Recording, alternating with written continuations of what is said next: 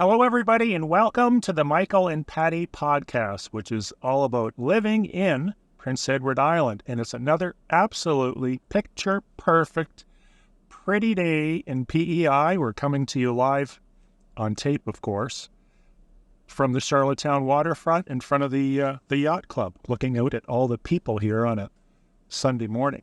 Good morning, Patty, and welcome aboard once again. I'm glad to see you've made it to another episode. Good morning.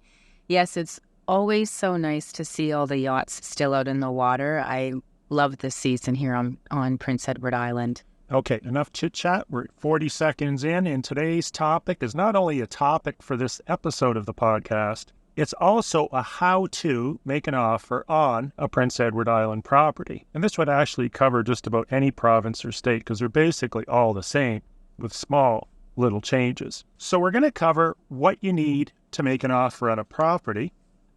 We're going to try to do this as quickly as possible, but we're also going to include in the show notes a cheat sheet which will give you about 17 things that you need to know and you need to send to your agent or broker to make an offer. Now, typically you would email this information or phone it in to your agent, and then they would send the documents out via .loop or DocuSign or whatever they use. In some cases, with Patty, because she deals with a lot of elderly clients, she meets them in person.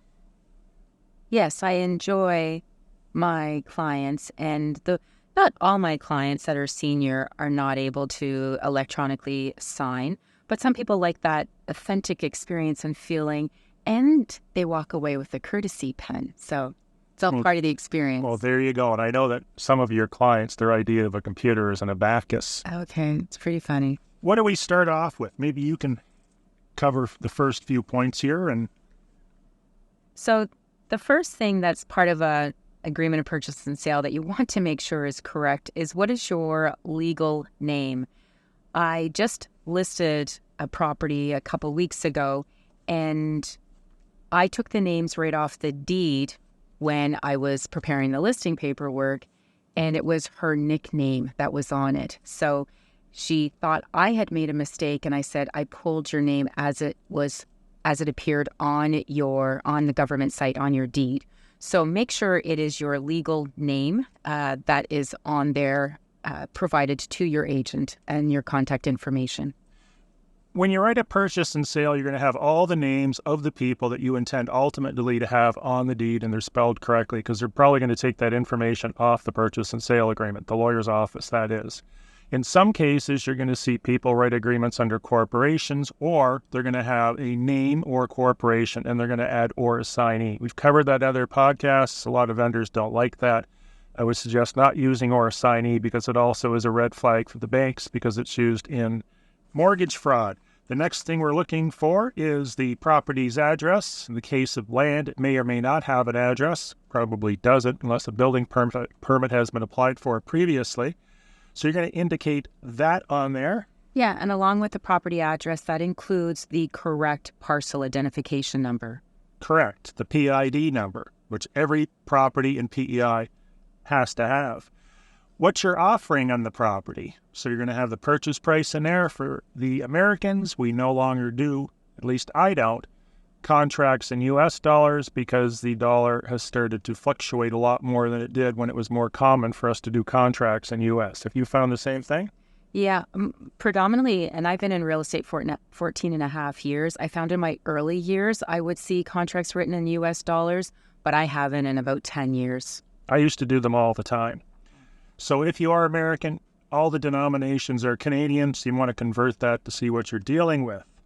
The deposit, what would you say is a reasonable deposit in North America? In North America. So again, every province is a little different. The rule of thumb should be approximately 5% of the purchase price. Now on PEI, you're not going to end up typically seeing that. So practice, what you'll see common practice on the island being is the maximum amount that a person could send in e-transfer, which usually is set at $2,500 to $3,000. So that is usually the minimum amount that I would like to see. But I totally agree along with you, Michael. It is better to get a higher deposit. So I bring back the question to you, why is the deposit so important? Stepping back to the 5%, the 5% rule is what you'll typically find if you Google what is a typical real estate deposit. I always like to see between 5 and 10%. A lot of times you don't get that. A lot of times, like Patty said, it's going to be whatever the limitation the bank has imposed on their bank accounts for e-transfers, which is usually $2,500 to $3,000 unless you've made other arrangements. As far as the deposit from a vendor's standpoint, if I'm selling something, I look at the deposit as how serious are these people? If I'm selling a house for $850,000, I would take an offer more seriously if there was a $100,000 deposit than $1,500, or at least 5%, $40,000. You don't typically see those big deposits in PEI, but there's no reason you can't ask for them. They're going to have to put money down to get their financing anyway. It may as well be in the trust account so I can nab it if they walk away. I'm going to feel a lot better if things go wrong walking away with $100,000 than I am walking away with $1,500. I do know some professional real estate investors, and I've done the same thing, where and this is people that have the money to do this, is you just write a check for the entire purchase price, which for me didn't work out too well. And still turned the offer down. Now I will just say this. From a buyer, obviously you'd like to be able to put down as minimal amount as you can, just in case things do go sideways, just in case, because life happens. We've had clients that have had heart attacks and they needed to pull out. And, you're in breach of contract. That's a whole other subject. But whatever the less of the sting is. When you're a seller, you would like to see the most amount. And my rule of thumb with my seller clients is what would make the sting a little bit more bearable, i.e. are you moving expenses, first and last month's rent, those kind of costs. If your deposit is at an amount that it's still going to upset you, but at least it's not going to leave you in a negative situation. That's what I try to do to protect my seller clients. I look at the deposit as far as quantitatively, as far as the dollar amount. The further the closing is out, the bigger I want to see the deposit, because risk has increased. Good point. If someone's closing in 6 to 8 to 9 months, it's a lot different than someone closing in 5 days. 5 days, I don't care. I haven't lost any time on market. 6 or 8 months and taking that property off the market, I care. The second thing I look at is the vendors, the owners of that property. Are they just moving next door? So they're just going to rent a U-Haul truck for $100 and move their stuff themselves? Or are they going to spend 10 or 20 grand and they're moving to Hong Kong? So that, in my opinion, should be kept in mind as well. What are the circumstances of the vendor and what is the timeline? Having said that, if I'm writing an offer, I still do feel a larger deposit makes your offer look more serious.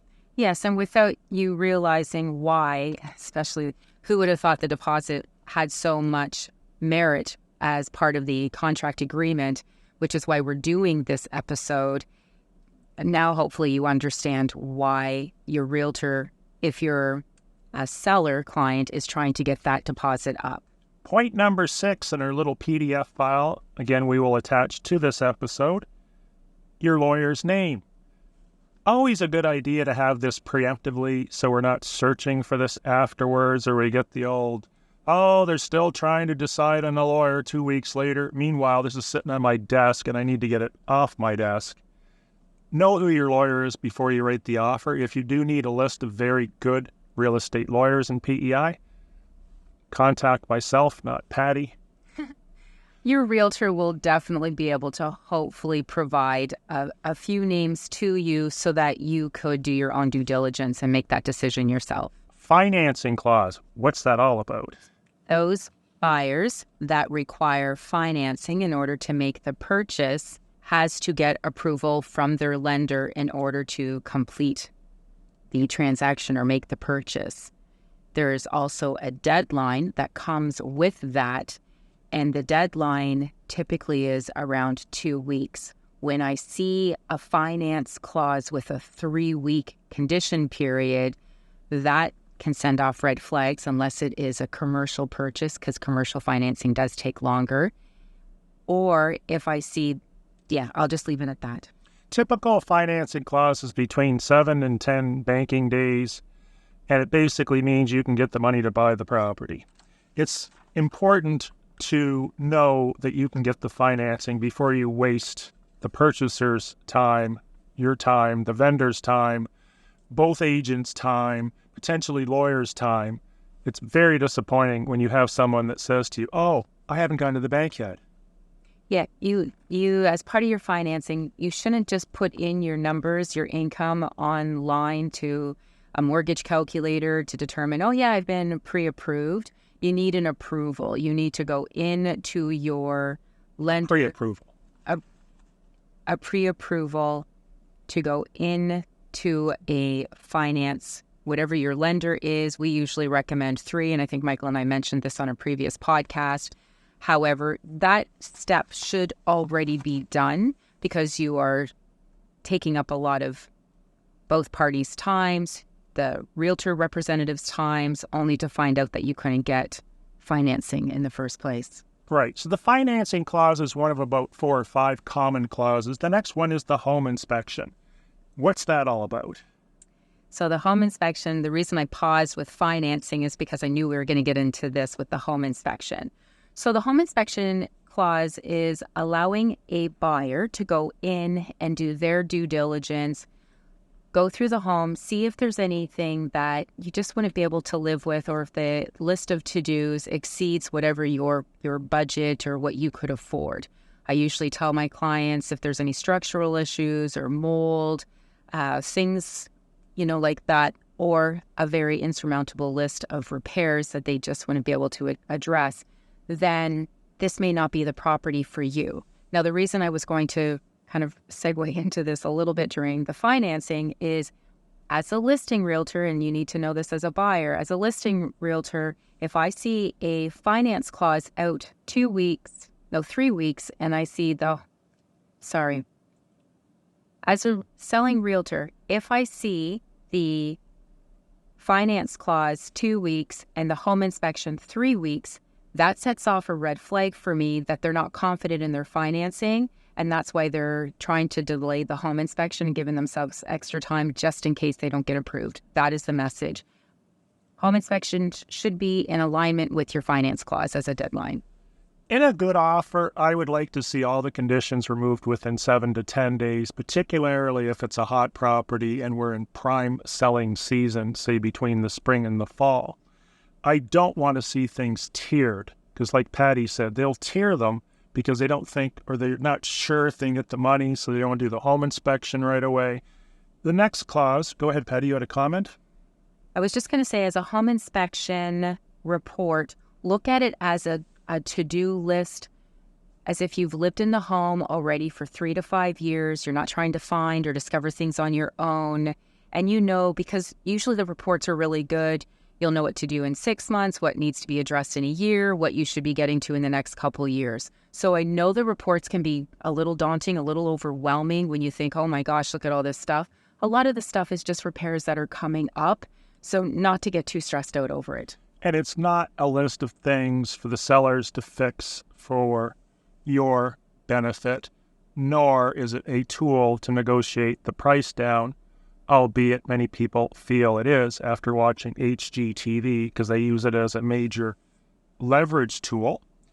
And if you're smart as a listing agent or as a seller, you'll do what I do with many of my properties. I'll have it pre-inspected, and then we'll adjust the price based on that home inspection, therefore removing that purchaser's lever to get the price down. Yes, we do that as well. No, you don't. It's my idea, and you've never used it. Okay, of course not. The next clause is something that can be done right away. We get this silly question sometimes, who insures the property? And I believe their mindset is that if it's, say, PEI Mutual insuring the property, they're just going to rubber stamp it and it's going to go through and they're going to reinsure it again. Is that the case, Patty? No, that is not the case. So an insurance inspection, what that is all about is just making sure that the insurance company providing the insurance has low to no risk when it pertains to usually the heat system within the home. So they are checking for the heat system, they're checking for fireplace, make sure it meets today's requirements. The other thing, since Fiona, they are looking for how intact the roof is, and is there any signs that the roof had leaked inside, because that also causes a huge responsibility and expense with regards to trying to remedy mold issues. The major red flags I've seen with insurance inspections, and as I said, just because they're insured with PEI Mutual doesn't mean they're just going to rubber stamp that policy. They're going to come in and they're going to re-inspect it. The major things I found are open sources of fire like wood stoves and open fireplaces. The other thing would be exposed styrofoam or anything that can burn instantly and kill everybody in the house in the basement, which isn't covered up.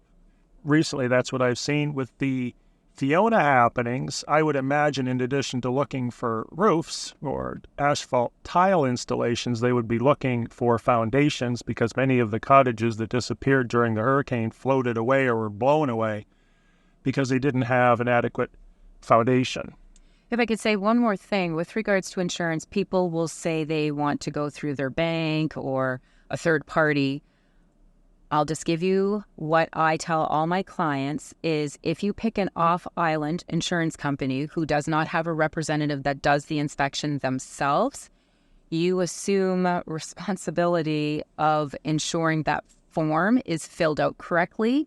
And should you need to file a claim, if an I is not dotted or a T is not crossed, or you are off in your measurements, you do run the risk of not being able to have your claim approved. So I try to advise clients, best practice would be to pick an island insurance company, because they'll assume the responsibility for all the paperwork. So therefore you shouldn't run into any problems should you need a claim. Perfect. Number 10 is septic tank inspections. Or actually, they phrase it as a septic system inspection, I believe, but it's not really worded appropriately in PEI. Yeah, I would agree, Michael, and I've never seen it worded that way, but you're absolutely right. It's more of a septic tank, and if the tank looks like it's functioning okay, then they are assuming the whole system is. What they typically do in PEI is the septic tank is going to consist of one or two things in my experience.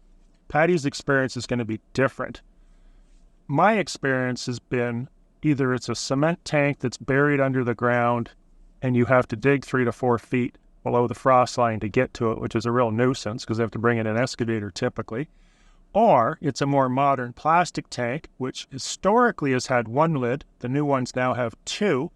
And some of the upgraded cement tanks will have a riser as well with 1 lid. Back in Patty's day, they used to use like a 57 Chevy for a septic system. I don't think so.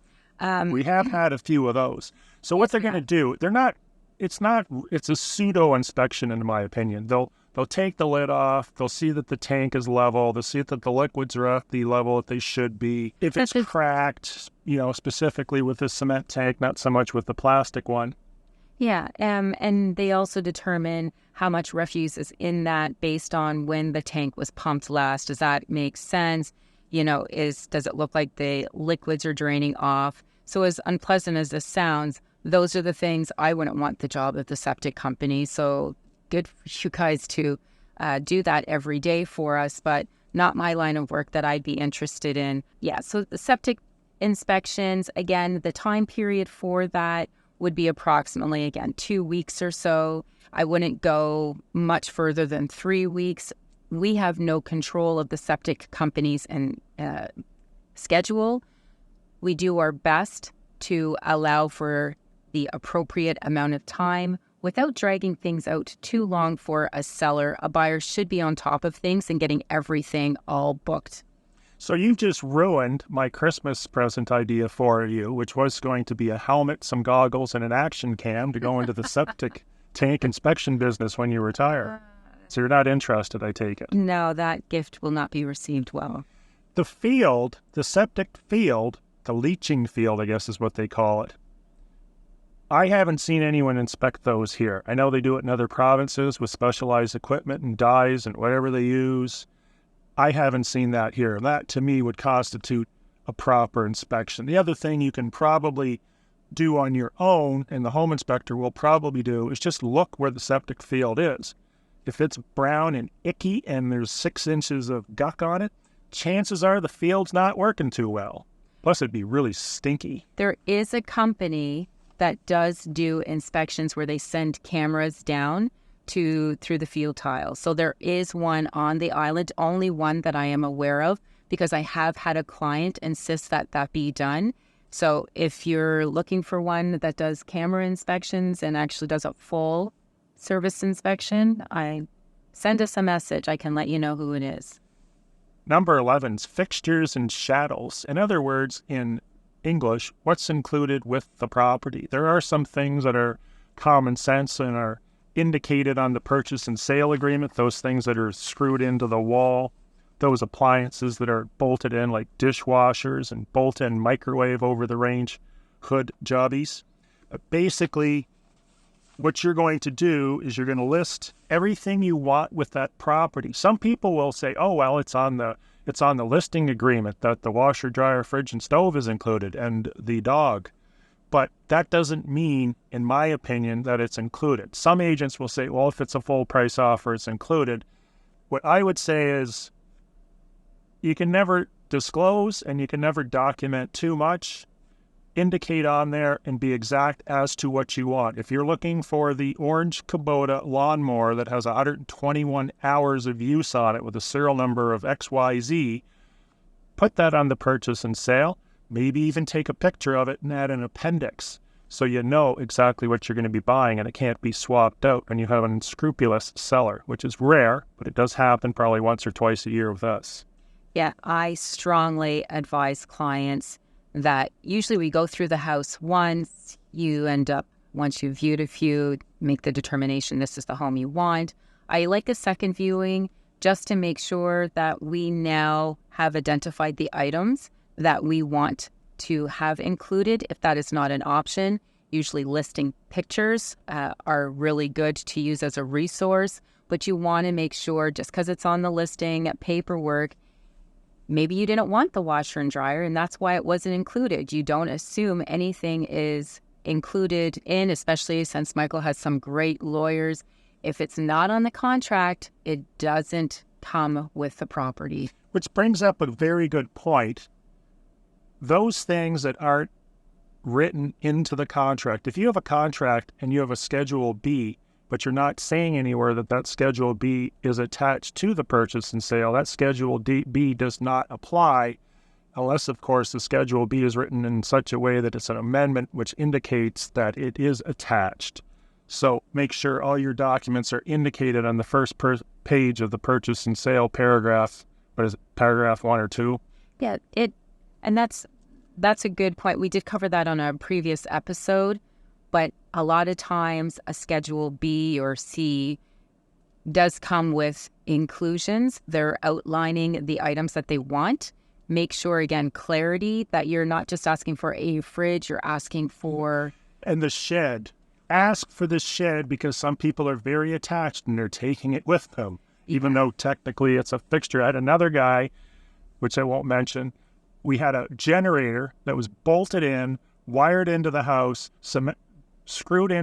bolted into a cement pad. He argued at closing that that was not included with the house. So it cost my purchaser thousands of dollars, even though we knew he was a not very honest seller. They paid it just to move ahead and get this done. But if that had been in the contract and we knew that we were dealing with someone that wasn't very honest, it wouldn't have been an issue.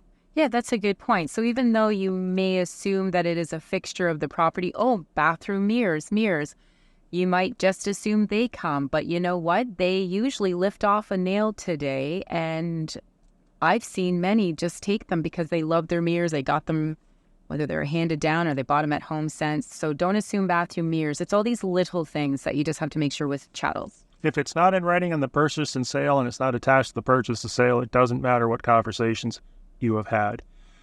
Next, rental property considerations. If you're buying something and it has tenants, you should indicate whether you are keeping them, removing them. This is particularly important with daily or weekly vacation rentals.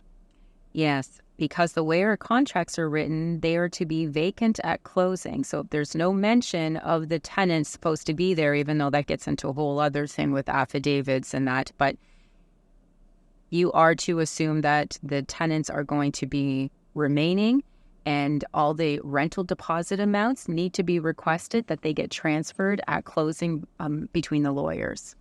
And that's kind of an interesting side point. In the event that you are kicking a tenant or tenants out because they're paying $800 of rent, you think you can get $1,500 a month rent, you may want to have a conversation with your lawyer and or Island Regulatory Appeals Commission on that, because you could be getting into some big trouble down the road if the previous renters find out that you've kicked them out because of financial gain and an increase in rent that was illegal. Yeah, and you weren't honest, and you were saying that you were moving in. They are investigating and checking in on these. Propane tank rentals. Propane tanks are typically not owned. They're rented. They're about $100 a year. And when you write your purchase and sale, you should indicate whether you are assuming it or not. And it's always a good idea to know what company from which that is rented, so you can call them and assume that contract and or lease. Yes, I usually just word it that the purchaser will be setting up their own account with the propane company. And I do have many conversations thereafter to make sure that has been done once all conditions have been removed. Contingency. If I could just say one more thing. Nope, if you do not set up your account with the propane company, they usually would come back within the month. I have heard of propane tank companies, if you haven't set up a contract, they've tried to reach out to you, they've dropped off little memos in your door. Don't be surprised if you come home and there's no tank on your property, because they're not going to leave them there if you're not going to set up an account. Next, the contingency that you have to sell your house before buying this house, or otherwise known as a 48-hour clause. This is a fun clause to speak with you about, Michael, because I know we have a little bit difference of opinion. So what this clause is its short form is SOBP, subject to sale of buyer's property. And that just allows the buyer, because if the equity for their purchase going forward is coming from their home, it allows them the opportunity to sell their property. Usually, that their address has to be disclosed. That property should be on the market or about to be flipped onto the market as soon as they have an accepted contract agreement, not waiting a week. Well, now that they found this, we're going to get things started next week. Time is ticking. I just don't think that's best practice. And 48 hours. So if there's a 48-hour, we call it a 48-hour clause, the sale of the buyer's property. So should a seller receive another offer that they deem acceptable to them, they can execute what is called the receipt of another offer to the buyer, and they have 48 hours to either remove that condition and move forward with the sale, or forfeit the property because they're not able to complete a sale or attract a sale on their property, and the seller gets to move on, and now the buyer has to find something else. Therefore, if you're making an offer subject to your home selling, you need to make a decision now that if another offer comes in, are you willing to remove that 48-hour or 72-hour clause that you've inserted for your benefit? Some people will arrange bridge financing. You can make that decision on your own, but you should be prepared for that happening, because everybody wants what everybody else has, and a lot of sellers will use your contract as a lever to solicit better, more solid offers that don't have an SOBP. Good? Yes. Next is IRAC approval, which we've talked about. Island Regulatory Appeals Commission. This is going to apply in a couple different situations mainly, and that is if you're buying over 5 acres of land or 165 feet of water frontage, or even if you're an island corporation and you're buying that same allotment, and this is on a cumulative basis, which also includes your past purchases. Anything you'd like to add without getting into a long conversation about IRAC, which is a huge conversation? I think you pretty much covered the IRAC approval. You can, to save time as a buyer, call IRAC and ask them if the property that you're looking to acquire is in one of their red zones. And if you have intentions to move here to the island, chances are it puts you in the good books. If you're just looking to have a land holdings and it's in a red zone, you're probably going to get rejected. FINTRAC. This is the government's latest invention, that it's financial tracking, FINTRAC. And what it does is it gives us a requirement to know who we're dealing with. So in the case that we're dealing with somebody coming into the office, writing an offer, we typically want to see their driver's license, and then we fill out a form and fill out a risk evaluation. We're not going to get into all the different facets of FINTRAC because it gets complicated. But basically, we need to know who we're dealing with, and we'll typically ask for your birth certificate and or passport, particularly if you're a non-Canadian resident. Patty? Yes, so it is required for your realtor to ask you. They need to identify you. They should identify you in person. There is a risk factor questionnaire that the So don't look shady. If you're wearing one of these glasses with a fake nose and a hat, you'd be a high risk. That's one of the questions is, are they wearing their fake glasses with a fake nose? Yeah, so they do need to identify you. We have had a lawyer in the past, they may have been a new lawyer, that told a buyer client, this is something that happened in our office about 3-4 years ago. They told a buyer client that they should not be sharing their driver's license information with their realtor, that there was no reason for them to ask for that. That is absolutely false. We do need to identify you the same way as your bank would need to. Your lawyer ends up identifying you just to make sure that you are a valid individual. If you're Canadian, we don't need to keep a copy of your driver's license. We just need to see it. If we're not able to identify you in person, we may need a mandatory identifier for somebody else to physically identify you, fill out the form that they have identified. There's no usually fee or compensation for this. If you are a non-Canadian, we have to have a copy of a passport on file. So yes, your realtor will be asking for a copy of your passport. That is one of the requirements to satisfy our FINTRAC obligation and responsibility. The other thing where this will play into is if you can buy property in the area that you want to buy it if you're not a Canadian citizen. So it would raise a flag with the agent because of the 2-year ban on non-Canadians buying property, right, which we talked about in the past episode. So that's something to look for as well, and those maps are online. Yeah, and a part of identifying you with FINTRAC is also something called the receipt of funds. So That's what I was just about to touch on. You've stolen my next point. Sorry. Go ahead. I could read your mind, Michael. So we just need your account number. We don't need your transit, your branch number. We can't do anything with an account number.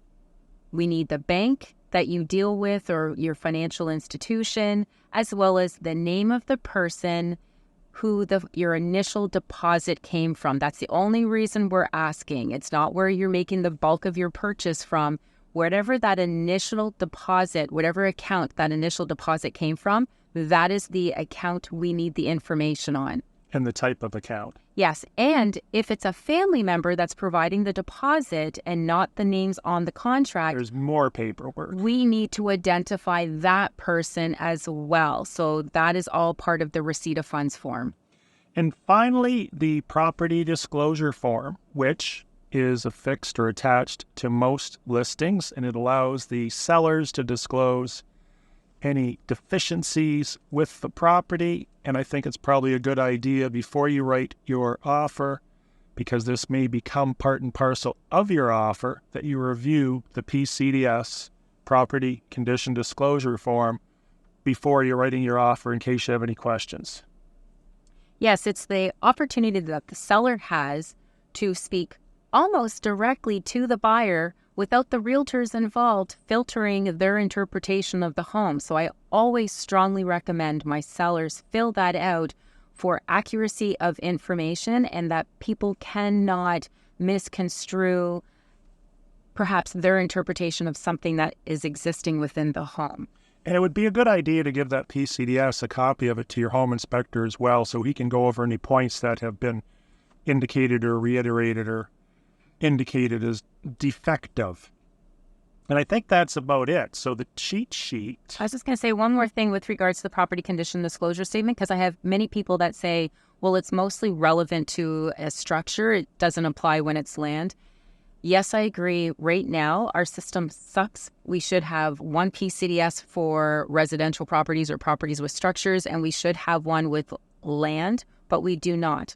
So what we're using, what we currently have, that second page does provide a lot of information with regards to covenants and right-of-ways, and is there any buried oil tanks? Is there any concern with what the property was used for? So even if it is land, I still get my seller clients who are listing their property with me to fill it out just so that that second page instills confidence in a buyer that this seller has disclosed as much as they possibly could for the property, which instills confidence in the buyer moving forward to make that purchase. Good point. So for the cheat sheet for this, you can download it in the show notes. And while you're tinkering around in there, make sure you do give us a review, a star rating, and make sure you follow or subscribe to the podcast so we can double our listenership from 1 to 2 people. And other than that, I think that's covered it fairly well. I think we've covered what you should expect. Now, there's a lot more conditions within the contract, but these are like the highlighted ones that really the parties have an opportunity to do their due diligence. We didn't cover water test. The water test is at the sellers. It's their responsibility to do the water test at condition, but at least it gives you a pretty good idea of what your contract is going to consist of. Agreement of purchase and sale usually has all the legal stuff. Schedule A is where I always say has the meat and potatoes, which most of these conditions that we've covered today will be included in. Perfect. Thank you for coming. Thank you for being here. Thank you for listening. If you're one of our podcast listeners, everyone have a great day. And we look forward to bringing more juicy facts and figures and stuff in the future about PEI real estate or PEI in general. And if you have any questions about either one of those subjects, feel free to reach out to Patty and I via text or email or telephone. Have a great day, everybody. Until next time. Bye for now.